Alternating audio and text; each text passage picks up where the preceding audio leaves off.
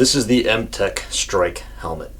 Now, I'm not an expert on helmets or anything, but there's not that many videos of this specific helmet, so I thought I'd make a video showing it off and showing what stood out to me. The idea behind the Strike helmet is to be minimalist. The Strike is basically a minimalist version of the MTEK Flux helmet.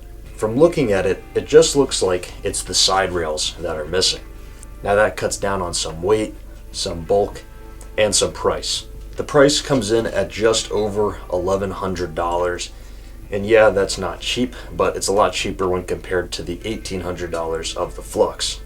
The helmet is constructed of polyethylene fibers and is tested to NIJ 3A standards.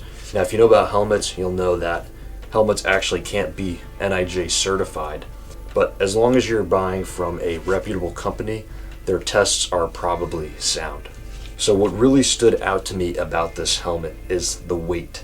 As you see it right now, it weighs 2 pounds. Now that is actually very lightweight. When I picked it up, I was surprised at how lightweight it was. It's actually comparable to some bump helmets in weight. Now I don't plan to add too much stuff to this because I want to keep it kind of lightweight and minimalist. I don't want to start putting a ton of stuff on there.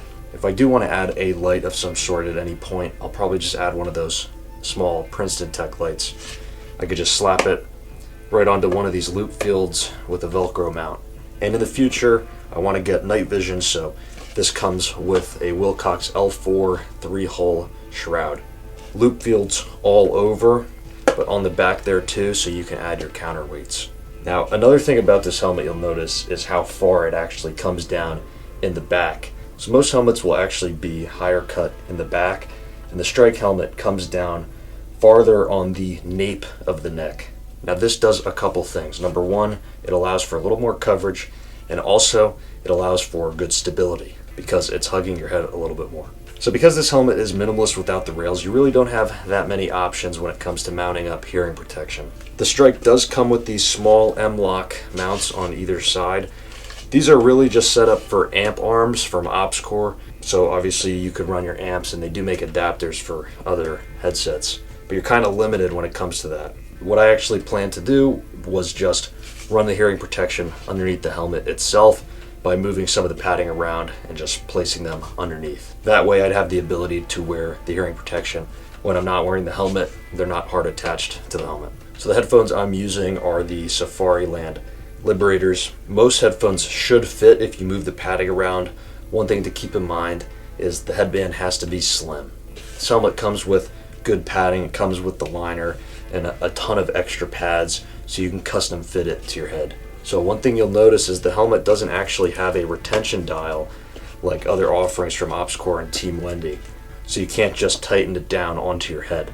But what you can do is when you wear it, you can move the padding around and see what fits and what doesn't, and by moving all the different padding options around, you can custom fit it to your head to be very comfortable. And because this comes farther down on the neck, like I said, it actually hugs your head more and provides the stability, so really it doesn't even need that retention dial. Now for putting headphones in, you do have to move the pads around, and you have to create a channel along where that headband is going to go so it will fit. And basically you're just going to end up with an empty channel where there's no pads, and that's just where that headphone is going, and you're going to surround that with the padding to keep it on your head.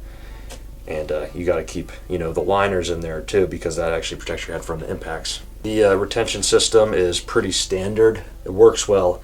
It has these cam lock sliders for adjustments and the ability to switch this clip here to either side for the lefties. And there's more adjustment you can do by moving these little tabs. And the chin cup is suede, and it's very comfortable.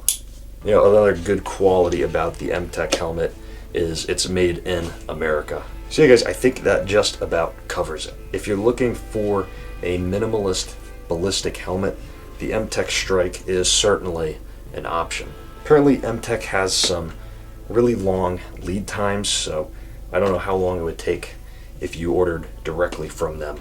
But I went ahead and picked this one up from T-Rex Arms. Anyways, thanks for watching. Hope you found some info you were looking for. Take care.